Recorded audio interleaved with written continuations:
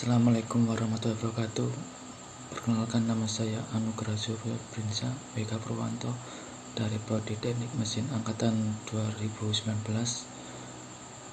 NIM saya 1904811000075. Ya, saya di sini akan menjelaskan tentang selection of material for bigger toughness, yaitu sebagai luas pemilihan bahan saya. Ya, selection of material for bigger toughness sendiri itu suatu pemilihan bahan yang tepat, dan kita diharuskan sebelum melakukan perancangan atau melakukan desain itu, alangkah baiknya kita harus menentukan bahannya terlebih dahulu, karena bagian yang sangat penting itu yaitu bahan, dan ada banyak faktor yang harus diperhatikan sebelum melakukan kegiatan perancangan, di antara lain yaitu melakukan analisis kekuatan bahan, kekakuan, ketahanan, dan ketahanan terhadap korosi. Kemudian yang saya pilih di sini yaitu bahan baja. Ya, bahan baja sendiri adalah material yang banyak digunakan dalam konstruksi mesin karena memiliki sifat ulet, mudah dibentuk, dan kuat. Untuk mendapatkan sifat mekanik seperti yang diinginkan, jumlah karbon dalam struktur baja dapat menentukan sifat mekanis, dan untuk kerjanya atau performansanya ada 3, yaitu kalau dari jumlah kandungan karbon baja sendiri dibagi menjadi 3. Yang pertama, baja karbon tinggi adalah baja dengan kandungan karbon 0,70% sampai 1,70%. Yang kedua, baja karbon menengah adalah baja dengan kandungan karbon 0,31% sampai 0,70%.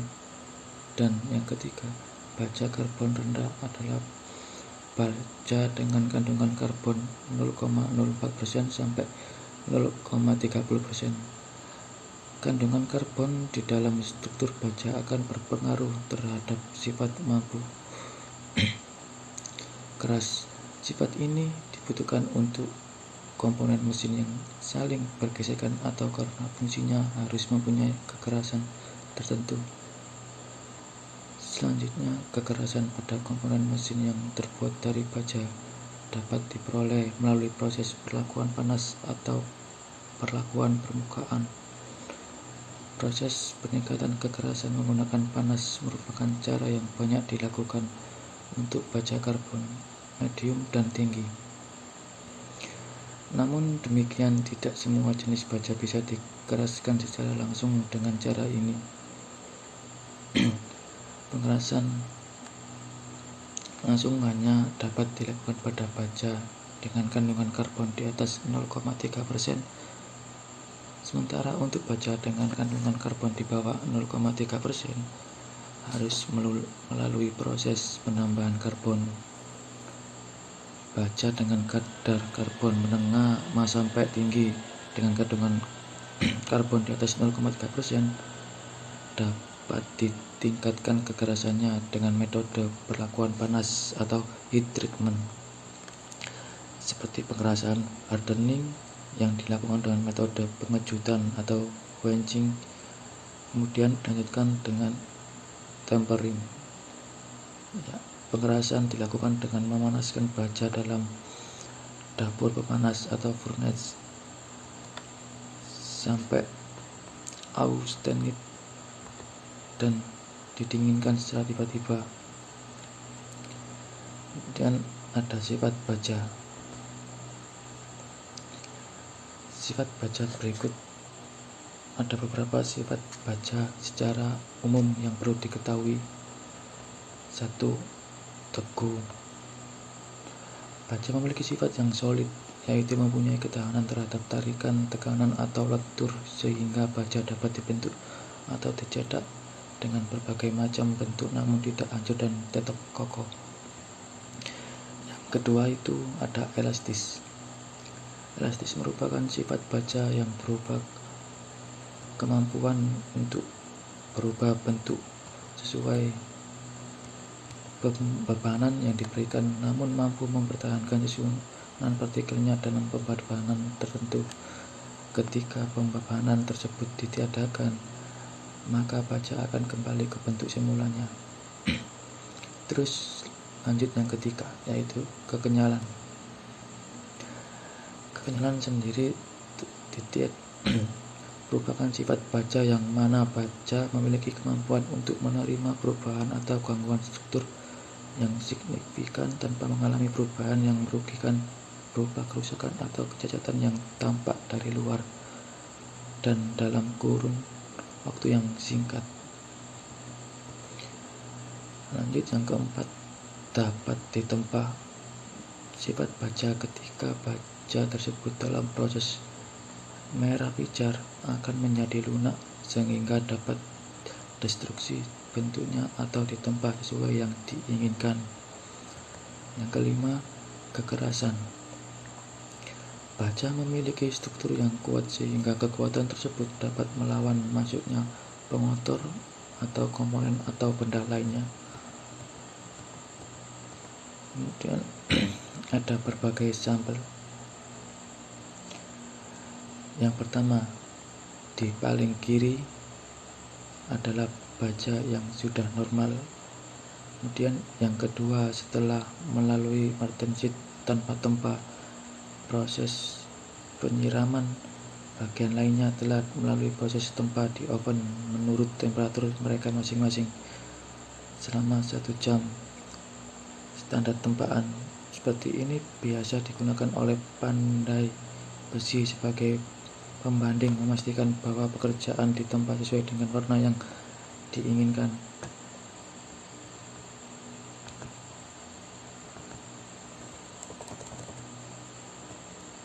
Ya, yang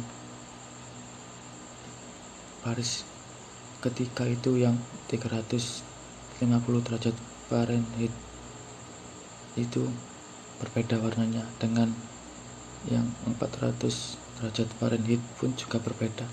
Nah, di situ bisa dikatakan kalau warnanya berubah sesuai temperatur yang sudah diinginkan tadi. Kemudian ada berbagai perlakuan panas yang bisa digunakan pada proses pengolahan baja. Perlakuan panas yang paling sering digunakan adalah annealing, quenching, dan tempering. Annealing adalah perlakuan panas terhadap baja yang dilakukan dengan memanaskan baja hingga temperatur cukup tinggi untuk membuat baja lunak. Proses ini terjadi dalam 3 tahapan. Yang pertama, pemulihan, rekristalisasi, dan penumbuhan butir. Temperatur yang dibutuhkan untuk annealing bergantung pada jenis annealing dan kandungan elemen campuran dalam baja. Lalu dilakukan pendinginan menggunakan media pendingin oli atau air. Penurunan temperatur yang tiba-tiba menghasilkan struktur martensit yang keras dan baja lalu diproses melalui proses tempering yang merupakan salah satu jenis dari annealing. Ya, pada proses ini sebagian dari struktur martensit akan berubah menjadi cementit untuk mengurangi tegangan internal dan cacat dalam baja sehingga baja lebih ulet dan lebih tahan terhadap keretakan. Setelah baja melalui proses peleburan setelah besi melalui proses peleburan dari besi tersebut akan mengandung karbon yang berlebihan untuk menjadikannya baja yang normal. Kemudian perlu dilelehkan dengan proses ulang untuk mengurangi kandungan karbonnya sehingga mencapai jumlah yang diinginkan. Maka setelah itu elemen-elemen lain dapat ditambahkan cairan ini lalu dituang secara terus-menerus membentuk lempeng besi panjang atau dituang menjadi batangan baja. Sekitar 96% baja dituang secara kontinu dan 4%-nya diproduksi dalam wujud batangan. Batangan-batangan ini kemudian dipanaskan di dalam lubang peluru dan digulung ketika masih panas menjadi lempengan biled atau biled yang tersebut tadi itu ditempa sehingga menjadi lempengan, akan digulung panas atau dingin menjadi lembaran logam atau pelat. Biled yang bersuhu dingin atau panas digulung menjadi batangan tongkat, dan kabel tempaan digulung dingin atau panas menjadi baja struktural seperti I-beam dan besi rel. Dalam sebuah pabrik baja modern, proses-proses ini terjadi di dalam sebuah jalur perakitan. Biji besi masuk dan produk baja keluar. Kadang setelah baja tersebut selesai digulung, kemudian diberi pelakuan panas untuk peningkatan kekuatan. Baja adalah paduan yang paling banyak digunakan manusia. Jenis dan bentuknya sangat banyak karena kegunaannya yang sangat luas, maka berbagai pihak sering membuat klasifikasi menurut keperluannya masing-masing. Kemudian ada tabel baja. Kalian harus mengetahui tabel baja agar bisa menyesuaikan dengan kebutuhan yang diinginkan. Berikut merupakan informasi mengenai tabel baja yang bisa membantu Anda, terutama yang hendak melakukan pembelian dalam jumlah besar, yaitu untuk membaca tabel tersebut. Yang pertama, misal untuk ukuran 100 mm, maka Anda akan mendapatkan berat sekitar 17 kg sampai 20 kg sesuai dengan diameter yang Anda pilih. Yang kedua, untuk ukuran 200 mm, maka berat yang akan Anda dapatkan sekitar 50 kg dan bisa disesuaikan dengan kebutuhan. Tabel baja tabel baja berikutnya adalah ukuran 250 mm dengan berat sekitar 70 kg tiap satuannya dan bisa lebih. Dan tabel ini bisa didapatkan dengan melakukan pembelian langsung di toko bangunan atau toko besi dengan menanyakan ke pemilik toko tersebut. Dengan begitu sekaligus bisa mengecek entah itu spesifikasi baja tersebut dan juga bisa mengecek harganya juga. Ya, kemudian di sini ada slide uji tarik. Uji tarik sendiri ini untuk menghasilkan kekuatan baja itu sendiri, karena kita perlu mengetahui seberapa kuat dan elastis sebuah produk baja tersebut dan kita bisa menyesuaikan dengan kebutuhan yang diinginkan. Nah, misal kita mau membangun jembatan, kalau kita nggak bisa tahu berapa baja tersebut bisa menahan berat, anggap aja 10 ton. Kalau kita nggak tahu, kemudian waktu sudah dibangun dan ternyata baja jembatan tersebut roboh, kan malah yang ada kerugian malah banyak.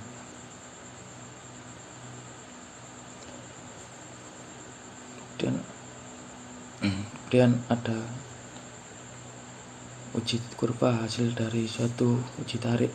Kenapa perlu diuji tarik? Ya karena kita perlu mengetahui seberapa kuat dan elastis sebuah produk baja tersebut dan kita bisa menyesuaikan dengan kebutuhan yang diinginkan. Jadi kita bisa menentukan baja mana, tipe apa yang cocok untuk kebutuhan kita, dan supaya tidak salah perhitungan.